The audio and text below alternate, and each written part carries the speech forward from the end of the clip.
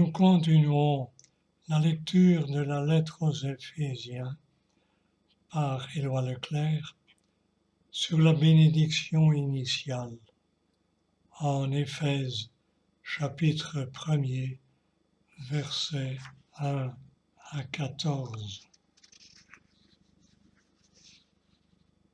Après une très courte salutation d'usage qui ne mentionne d'ailleurs aucun destinateur particulier, la lettre s'ouvre par une solennelle et longue bénédiction qui s'étend des versets 3 à 14.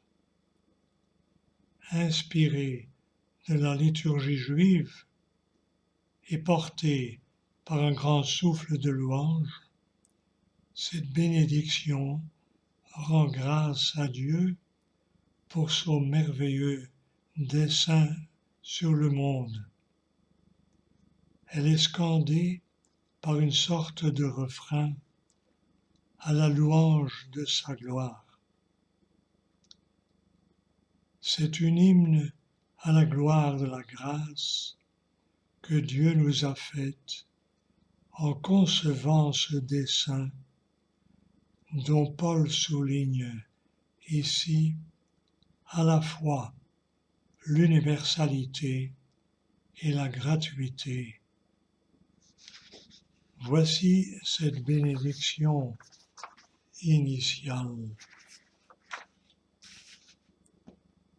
Dieu soit béni, béni soit le Dieu et Père de notre Seigneur Jésus-Christ, qui nous a bénis par toutes sortes de bénédictions spirituelles aux cieux dans le Christ. C'est ainsi qu'il nous a élus en lui, dès avant la fondation du monde, pour être saints et immaculés en sa présence, dans l'amour, déterminant d'avance que nous serions pour lui des fils adoptifs par Jésus-Christ. Tel fut le bon plaisir de sa volonté, à la louange de gloire de sa grâce, dont il nous a gratifiés dans le bien-aimé. En lui, nous trouvons la rédemption par son sang, la rémission des fautes, selon la richesse de sa grâce, qui nous a prodigués en toute sagesse et intelligence. Il nous a fait connaître le mystère de sa volonté, ce dessein bienveillant qu'il avait formé en lui par avance, pour le réaliser quand les temps seraient accomplis, ramener toutes choses sous un seul chef, le Christ, les êtres célestes comme les terrestres. C'est en lui encore que nous avons été mis à part, désignés d'avance, selon le plan préétabli de celui qui mène toutes choses au gré de sa volonté, pour être à la louange de sa gloire, ceux qui ont par avance espéré dans le Christ. C'est en lui que vous aussi, après avoir entendu la parole de vérité, l'évangile de votre salut, et y avoir cru, vous avez été marqués d'un sceau par l'Esprit de la promesse, cet Esprit Saint qui constitue les arts de notre héritage. et prépare la rédemption du peuple que Dieu s'est acquis pour la louange de sa gloire.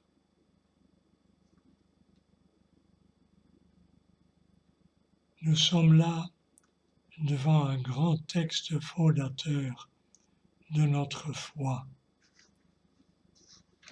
Il nous offre une vision d'ensemble du dessein de Dieu sur l'homme et sur le monde. Pour en saisir la portée, il nous faut le relire et le méditer point par point.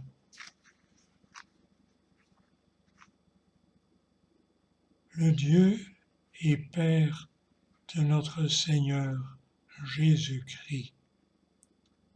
Éphèse, chapitre 1, verset 3. Le Dieu auquel l'apôtre adresse cette longue bénédiction n'est pas n'importe quel Dieu. C'est le Dieu et Père de notre Seigneur Jésus-Christ. Le Dieu de la révélation n'est pas un Dieu impersonnel et lointain. Il s'est fait connaître tout au long de l'histoire au peuple de Dieu par sa relation à des personnes humaines. C'est ainsi qu'il s'est nommé lui-même le Dieu d'Abraham, le Dieu d'Isaac et le Dieu de Jacob. Exode 3, 15. Ce Dieu se lie d'amitié avec des hommes. Il est essentiellement le Dieu de l'Alliance. La Bible rapporte une vision symbolique qui exprime bien cette volonté de Dieu d'entrer en relation avec les hommes. C'est celle de l'échelle de Jacob. Jacob eut un songe. Une échelle était dressée sur la terre et son sommet touchait le ciel. Des anges de Dieu y montaient et descendaient. Et voici que le Seigneur se tenait près de lui. Il lui dit, « Je suis Yahvé, le Dieu d'Abraham, ton ancêtre, et le Dieu d'Isaac. » Genèse 28, 12 à 13. Cette relation entre Dieu et les hommes n'a cessé de s'approfondir tout au long de l'histoire du peuple de Dieu. Elle s'est intériorisée jusqu'au jour où elle a pris une profondeur d'intimité absolument nouvelle. Quand les temps furent accomplis, écrit Paul dans sa lettre aux Galates, Dieu envoya son Fils, né d'une femme. Galates 4, verset 4. En la personne de son Fils éternel, il s'est uni à la chair de notre humanité. Il s'est fait homme en Jésus-Christ, à la fois vrai Fils de Dieu et vrai Fils de l'homme. Ainsi, en communiquant la plénitude de sa divinité à son serviteur Jésus, le Dieu d'Abraham, d'Isaac et de Jacob, est devenu le Dieu et Père de Jésus-Christ. En Jésus, la relation éternelle qui existe au sein de la Trinité, entre le Père et le Fils, acquiert un visage historique, devient pour ainsi dire visible. Ce lien indestructible avec notre humanité est devenu effectif lorsque les temps furent accomplis. Mais Dieu l'avait prévu, voulu depuis toujours, avant la fondation du monde, dira plus loin saint Paul. Son grand dessein d'amour s'est formé autour de ce lien. C'est en effet en son Fils incarné que Dieu projetait de se communiquer à tous les hommes. Un jour, voyant Jésus prier, ses disciples lui demandèrent « Apprends-nous à prier ». Et Jésus leur répondit « Quand vous priez, dites Père ». Les disciples attendaient du Maître une formule de prière. Jésus leur révèle un nom, le nom de Dieu. Et ce nom est Père, Abba. C'est ainsi que lui-même appelait Dieu quand il priait. Par ce mot Abba, Papa, emprunté au langage des enfants, Jésus exprimait la relation intime et unique qui l'unissait à Dieu. Une relation toute filiale. Dieu était essentiellement pour lui le Père, son Père, c'est-à-dire une communication profonde et plénière de vie et d'amour.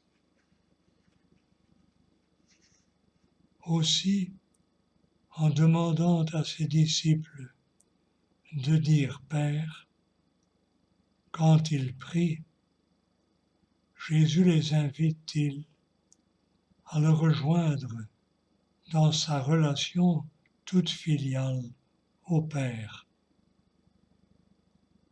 Il leur offre de participer à sa plénitude filiale. Toute la bonne nouvelle est là. Se convertir à l'Évangile, c'est apprendre à dire Père, comme Jésus seul sait le dire, et peut le dire en s'ouvrant à son esprit filial. Car seul l'esprit en nous peut dire Abba. Romains 8, 15.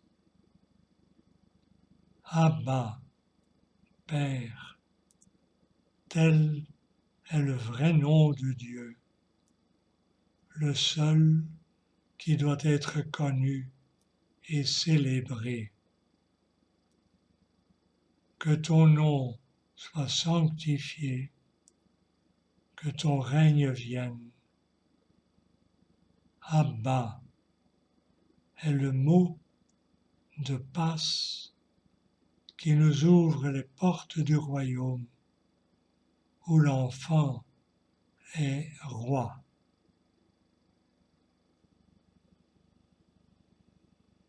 Prions le Seigneur. Père immense, tu t'es révélé par Jésus-Christ comme Papa. Donne-nous la grâce de comprendre que tu nous as créés par amour. Amen.